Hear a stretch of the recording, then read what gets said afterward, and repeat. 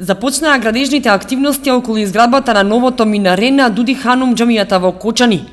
Џамискиот одбор за рушање на старото и за изградба на ново минаре одлука донесе уште минатата година по констатацијата дека старото било доста оштетено и може секој момент да се сруши и да дојде до несакани последици.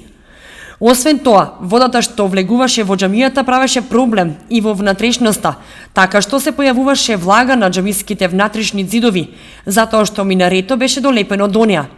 Сега се прави на растојание од половина метар од џамијата, за да во иднина нема такви или слични проблеми.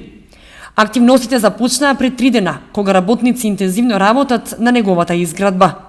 Од сабота се почна да се работи на минарето и сега ќе гледаме завршната фаза додека ќе се дојде, после ќе има изглед на минарето, како што треба да изгледа минарето.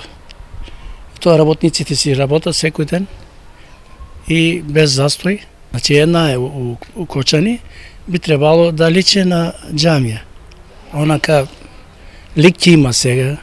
После минарето ќе видиме, па нешто други има работи, џамијата има нешто реновирање и се така.